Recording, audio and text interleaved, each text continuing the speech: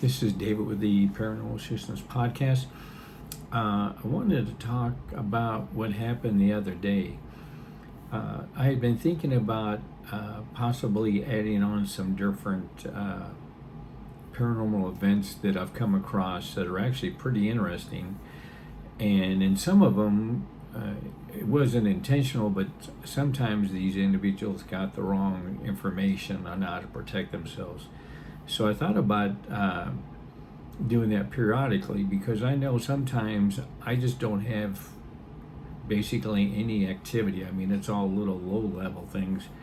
And I kind of feel at times like, I'd rather, not that I want anything bad to happen, but something that's worthwhile, watching where, lately sometimes there's not really anything to discuss. So I'd run across some of these stories and they were, pretty interesting.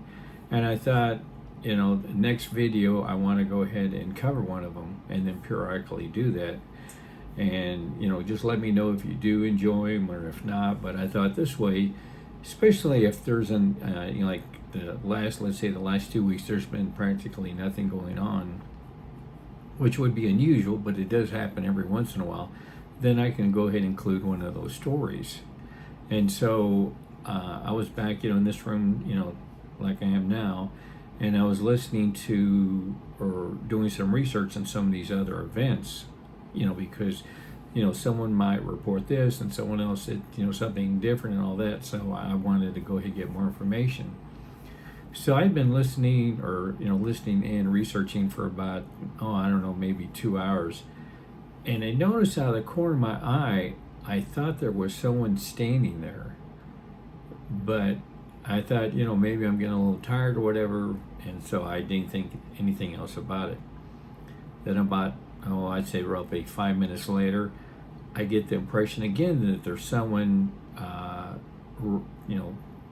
next to me, but I could only see it out of the corner of my eye. And even then I thought, no, it's, thinking there's something there, but it's not. Well, after about 10 minutes, out of the corner of my eye, I see this, it's a green dress, but it kind of looked like, some kind of material or something. It wasn't like a normal dress, like an older style dress. But I could only see from like the waist down, out of the corner of my eye. And I figure, okay, they just had an evil spirit. Well, about a minute or two after that, because I didn't turn around to look, because, I see enough evil. So I'm not looking. Well, then on the door right behind me, all of a sudden, out of the corner of my eye, I see all these hands coming out of the door, and they're kind of like they're trying to get my attention or something. And I thought, I'm sure, if there, something else going on, maybe I'd go ahead and look at it. But I thought, okay, it's some hands, that are coming out of the door looking at me. So, I'm just kind of ignoring it. I thought, it's not that big of a deal with some hands. But then when I, refused to turn and look, eventually it just all went away. And I started thinking, that's odd, because this is only, I think, would be the third time ever that I've had someone within this room, because, I think this was like a month or two ago where I saw this black figure standing next to me, but that was only there for, I don't know, I forgot, maybe 5 seconds, maybe a little bit longer. But this was kind of odd because I see the green dress, and it looks like, it's a woman, of course. I can only see just like the bottom, like from her waist down, that's where I could see it.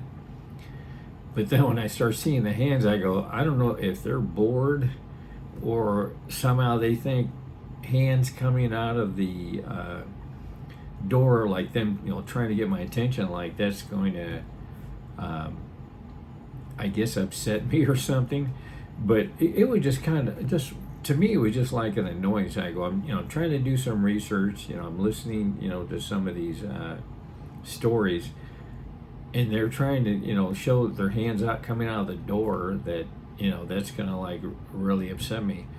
I mean, I thought about turning about it. I thought, I want to focus on this, and now if something else happened and got a little more serious, yes, I'd go ahead and turn around and find out what's going on. But I could see out of the corner of my eye, we just saw these hands. I don't know how many it was, but it looked like it was maybe 4 or 5 pairs of people's hands or something. I mean, I don't know whether it was women, men, or whatever. But just thought that was like, I'm trying to, come up, add additional stories on, and then they're sticking their hands through or coming out of the door, and I'm sure 10 years ago or whatever, that probably would have kind of upset me, but it's like, okay, you try to either scare me or get my attention, and I refused to turn, and so they just went away.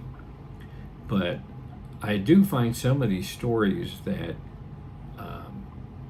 they weren't handled the best way, and I'm not, blaming people, because at least on the ones I've gone through, that they're not familiar with the paranormal, they don't know how certain things work, and I'm sure they're giving advice to this person, the best of their abilities, they're, and a lot of times they're giving the same kind of rationale like you would, like if your car broke down, you do this and that. Well, in the paranormal, there really isn't like a guidebook. I mean, a lot of it that I've learned is just from experience, and of course I've also read books on from priests that were exorcists and things of that nature.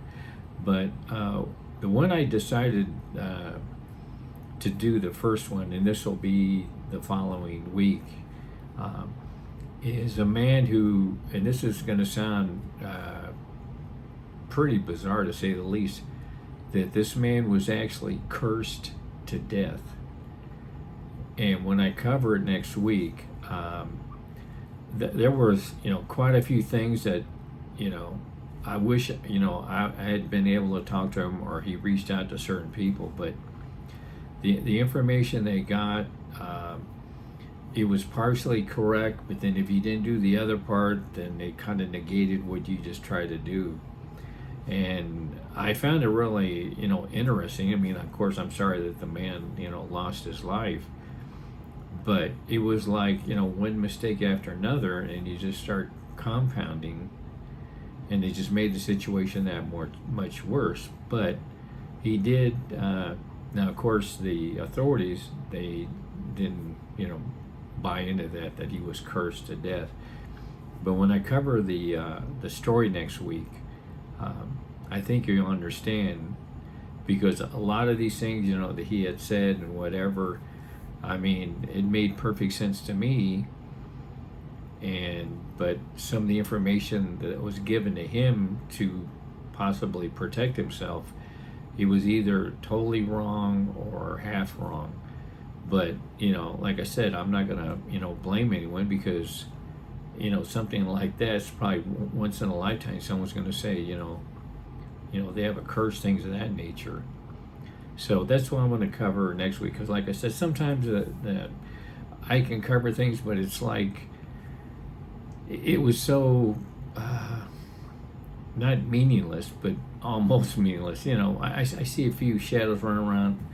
Okay, it's I don't want to waste your time, and so I thought I'll do this periodically, and if people like me to cover them, maybe I'll set it up as a separate channel, or just say like periodically include some of these stories, because some of these I've read, and I think I listened to and then read about I think it was about 10 or 12 stories, and they're really fascinating. And I'd say on those, I think it was 12 of them. Out of the 12, there was incorrect information or the wrong process to follow in most of these. And there was a few of them where they did give them the right information, but then they kind of like fell back and didn't want to continue it. But I think it'd be really interesting, because that way I have a fairly good perspective on how you're supposed to handle it in certain situations. And this is what precipitated, I think, in my opinion, that it did come to fruition that he actually got cursed to death.